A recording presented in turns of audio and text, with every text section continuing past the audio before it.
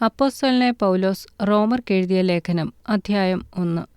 ദൈവം തന്റെ പുത്രനും നമ്മുടെ കർത്താവുമായ യേശുക്രിസ്തുവിനെക്കുറിച്ച് വിശുദ്ധരേഖകളിൽ തന്റെ പ്രവാചകന്മാർ മുഖാന്തരം മുമ്പുകൂട്ടി വാഗ്ദത്തം ചെയ്ത സുവിശേഷത്തിനായി വേർതിരിച്ച് വിളിക്കപ്പെട്ട അപ്പോസ്തലനും യേശുക്രിസ്തുവിന്റെ ദാസനുമായ പൗലോസ്, റോമയിൽ ദൈവത്തിനു പ്രിയരും വിളിക്കപ്പെട്ട വിശുദ്ധരുമായ എല്ലാവർക്കും എഴുതുന്നത്.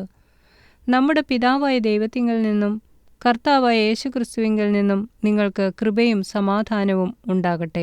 ജഡം സംബന്ധിച്ച് ദാവീദിന്റെ സന്തതിയിൽ നിന്ന് ജനിക്കുകയും മരിച്ചിട്ട് ഉയർത്തെഴുന്നേൽക്കയാൽ വിശുദ്ധിയുടെ ആത്മാവ് സംബന്ധിച്ച് ദൈവപുത്രൻ എന്ന് ശക്തിയോടെ നിർണയിക്കപ്പെടുകയും ചെയ്തിരിക്കുന്നവനാലല്ലോ ഞങ്ങൾ അവന്റെ നാമത്തിനായി സകല ജാതികളുടെയും ഇടയിൽ വിശ്വാസത്തിന് അനുസരണം വരുത്തേണ്ടതിന് കൃപയും അപ്പോസ്തലത്വവും പ്രാപിച്ചത്. അവരിൽ യേശുക്രിസ്തുവിനായി വിളിക്കപ്പെട്ട നിങ്ങളും ഉൾപ്പെട്ടിരിക്കുന്നു. നിങ്ങളുടെ വിശ്വാസം സർവ്വലോകത്തിലും പ്രസിദ്ധമായിരിക്കുന്നതിനാൽ ഞാൻ ആദ്യം തന്നെ എൻ്റെ ദൈവത്തിന് യേശുക്രിസ്തു മുഖാന്തരം നിങ്ങൾക്കെല്ലാവർക്കും വേണ്ടി സ്തോത്രം ചെയ്യുന്നു.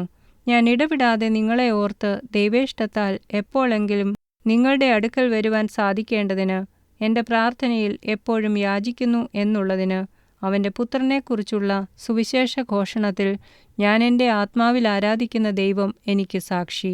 നിങ്ങളുടെ സ്ഥിരീകരണത്തിനായി ആത്മീയവരം വല്ലതും നിങ്ങൾക്ക് നൽകേണ്ടതിന്, അതായത് നിങ്ങൾക്കും എനിക്കും ഒത്തൊരുമിച്ചുള്ള വിശ്വാസത്താൽ നിങ്ങളോടുകൂടെ എനിക്കും ആശ്വാസം ലഭിക്കേണ്ടതിന് ഞാൻ നിങ്ങളെ കാൺമാൻ വാഞ്ചിക്കുന്നു.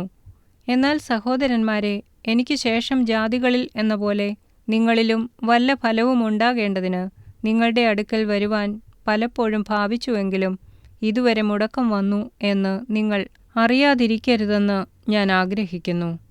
യവനന്മാർക്കും ബർബരന്മാർക്കും ജ്ഞാനികൾക്കും ബുദ്ധിഹീനർക്കും ഞാൻ കടക്കാരനാകുന്നു. അങ്ങനെ റോമയിലുള്ള നിങ്ങളോടും സുവിശേഷം അറിയിപ്പാൻ എന്നാലാവോളം ഞാൻ ഒരുങ്ങിയിരിക്കുന്നു. സുവിശേഷത്തെക്കുറിച്ച് എനിക്ക് ലജ്ജയില്ല. വിശ്വസിക്കുന്ന ഏവനും ആദ്യം യഹൂദനും പിന്നെ യവനനും അത് രക്ഷയ്ക്കായി ദൈവശക്തിയാകുന്നുവല്ലോ. അതിൽ ദൈവത്തിന്റെ നീതി വിശ്വാസം ഹേതുവായും വിശ്വാസത്തിനായിക്കൊണ്ടും വെളിപ്പെടുന്നു. നീതിമാൻ വിശ്വാസത്താൽ ജീവിക്കും എന്നെഴുതിയിരിക്കുന്നുവല്ലോ. അനീതി കൊണ്ട് സത്യത്തെ തടുക്കുന്ന മനുഷ്യരുടെ സകല അഭക്തിക്കും അനീതിക്കും നേരെ ദൈവത്തിന്റെ കോപം സ്വർഗത്തിൽ നിന്ന് വെളിപ്പെടുന്നു. ദൈവത്തെക്കുറിച്ച് അറിയാകുന്നത് അവർക്ക് വെളിവായിരിക്കുന്നു. ദൈവം അവർക്ക് വെളിവാക്കിയല്ലോ. അവന്റെ നിത്യശക്തിയും ദിവ്യത്വവുമായി അവന്റെ അദൃശ്യ ലക്ഷണങ്ങൾ ലോകസൃഷ്ടി മുതൽ അവന്റെ പ്രവൃത്തികളാൽ ബുദ്ധിക്ക് തെളിവായി വെളിപ്പെട്ടുവരുന്നു. അവർക്ക് പ്രതിവാദമില്ലാതിരിക്കേണ്ടതിന് തന്നെ. അവർ ദൈവത്തെ അറിഞ്ഞിട്ടും അവനെ ദൈവമെന്നോർത്ത് മഹത്വീകരിക്കുകയോ നന്ദി കാണിക്കുകയോ ചെയ്യാതെ തങ്ങളുടെ നിരൂപണങ്ങളിൽ വ്യർത്ഥരായിത്തീർന്നു. അവരുടെ വിവേകമില്ലാത്ത ഹൃദയം ഇരുണ്ടുപോയി. ജ്ഞാനികളെന്നു പറഞ്ഞുകൊണ്ട് അവർ മൂഢരായിപ്പോയി. അക്ഷയനായ ദൈവത്തിന്റെ തേജസ്സിനെ അവർ ക്ഷയമുള്ള മനുഷ്യൻ, പക്ഷി, നാൽക്കാലി, ഇഴജാതി എന്നിവയുടെ രൂപസാദൃശ്യമായി മാറ്റിക്കളഞ്ഞു. അതുകൊണ്ട് ദൈവം അവരെ തങ്ങളുടെ ഹൃദയങ്ങളിലെ മോഹങ്ങളിൽ സ്വന്തം ശരീരങ്ങളെ തമ്മിൽ തമ്മിൽ അവമാനിക്കേണ്ടതിന് അശുദ്ധിയിൽ ഏൽപ്പിച്ചു. ദൈവത്തിന്റെ സത്യം അവർ വ്യാജമാക്കി മാറ്റിക്കളഞ്ഞു. സൃഷ്ടിച്ചവനേക്കാൾ സൃഷ്ടിയെ ഭജിച്ച് ആരാധിച്ചു.